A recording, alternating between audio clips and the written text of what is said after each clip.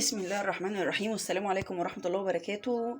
النهاردة يا جماعة بسجل لكم أول حلقاتي من قناة ستات بيوت على اليوتيوب. قناتنا كلها يا جماعة هتكلم عن اللي بنتعلمه من على الفيديوهات اللي على اليوتيوب، وعلى كل حاجة بنتعلمها أول بأول وبنعملها عشان ما نحتاجش لحد وما نحتاجش لصنايعي أو حاجة. الدنيا بقت مولعة يا جماعة، والحاجات دي بقت أسعارها غالية جدا. النهاردة عايزة أحكي لكم إزاي نقدر نشوف سبب ان الغسالة بتنزل مية اثناء الغسيل او اثناء العصر خصوصا. ايه السبب؟ عايزه اقولك ان غسالة مثلا ممكن تبقى جديدة وتبص سبب الموضوع ده. طب ايه السبب يا جماعة ان احنا بنلاقي مية تحت الحوض تحت الغسالة؟ لما تلاقي ان غسيلك كتير في الغسالة ده سبب، فدوت بالتالي بيخلي العملية بتاعة الغسيل كلها ماشية غلط في الغسالة. لو هي 5 كيلو مثلا وانت حطيتي 5 كيلو ونص، لما الحاجات دي يا جماعه بتبقى مبلوله بيبقى وزنها عالي جدا وتقيل على حله الغساله. تمام. طيب دلوقتي هوريكي ازاي ننظف الباب بتاع الغساله من تحت، الباب اللي هو فيه نتيجه عصر الميه اهو. بصوا يا جماعه، الغساله من تحت اهي، ده باب كده مقفول ممكن ما تاخديش بالك منه اصلا. هتلاقي ميه تحت الغساله بتبقى كتير جدا، ساعات قليله جدا حسب الكميه اللي في الباب ده اللي محطوطه في المصرف بتاعها. ده الصرف بتاعها، بتدوسي كده بتتفتح. تمام. هتلاقي دي اول مره طبعا هتيجي تفكيها بتبقى تقيله جدا. تمام. بصوا هتلاقي حتى في بواقي ميه اهي نازله منها زي ما انت شايفه. تبداي تزقي كده تفتحي. بصي يا جماعه، هتبدا بصي تسرسي بميه. طبعا لازم تبقي حاطه فوطه او حاجه زي ما انا حاطه كده وتبداي تنزليها.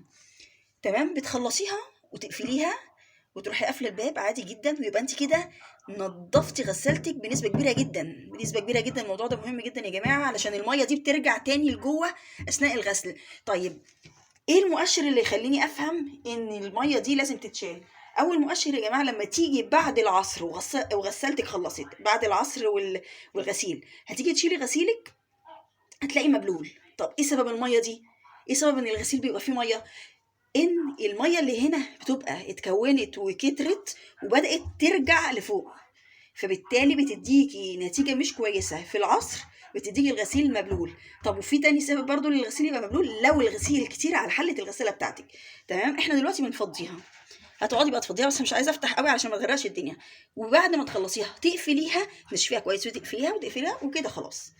كده يبقى ضمننا حاجه الموضوع دوت مؤشراته زي ما قلت لك ان الغسيل يتشال بعد ما اخلص العمليه بتاعتي، ان انا اشيله الاقيه مبلول. تمام. طيب في حاجه كمان يا جماعه عايزه اقول لكم عليها، ايه هي؟ المسحوق يا جماعه. حذاري حذاري من المسحوق السايب اللي عند بتوع ادوات النظافه. فعلا يا جماعه سبب خراب الغساله. ليه بقى؟ الرئيسي يا جماعه في بوظان الغساله اللي هي المسحوق اللي بتحطيه في الغساله. لازم يبقى المسحوق بيبقى معمول بتقنيه معينه، مش لازم تجيبي الغالي، بس يبقى من الانواع النظيفه اللي ينفع الغساله اوتوماتيك. الاسعار دلوقتي مولعه، الغسالات دلوقتي عدت 7000 جنيه يا جماعه، فما نستخسرش فيها مسحوق. يعني لو فرنج مثلا تايد ب 82 جنيه دلوقتي 3 كيلو او 2 ونص حاجه على ما اعتقد. اي بي سي، الحاجات اللي هي يعني فيها نسبة معقولة من الغلو، بس في نفس الوقت معقولة جدا. ان انت يعني مقارنة بسعر غسالتك دلوقتي فهي كويسة جدا. لازم تحافظي على غسالتك. تاني حاجة برضو علشان نحافظ عليها في الغسالة يا جماعة، في مننا كتير ما يعرفش الغسالة بتستخدم ازاي، البرنامج بتاع الغسالة. ف يعني مش عارف، يعني عايزه اقول لك في فيديوهات كتير على الانترنت على اليوتيوب تقدري تعرفي لو غسالتك زانوسي لو غسالتك كريازي ايا كان، تخشي تدوري على الفيديو بتاع تشغيل كيفيه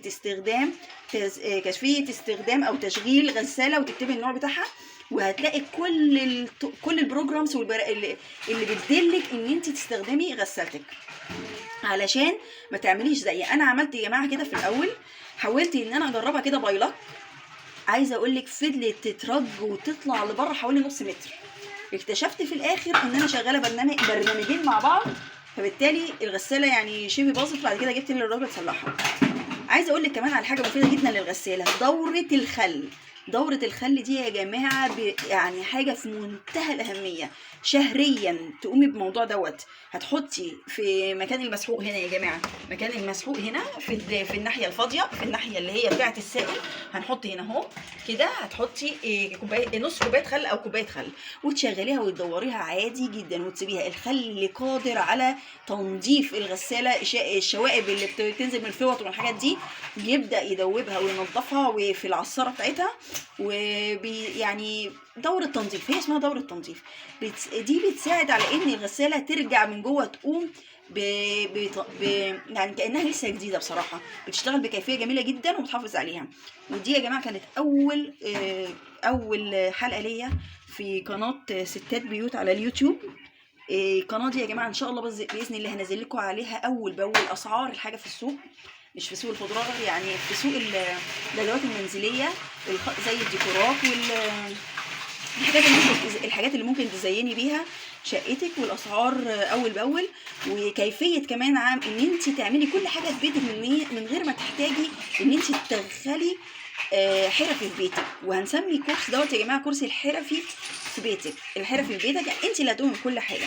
واتمنى يا جماعه تكون الحلقه عجبتكم، والسلام عليكم ورحمه الله وبركاته.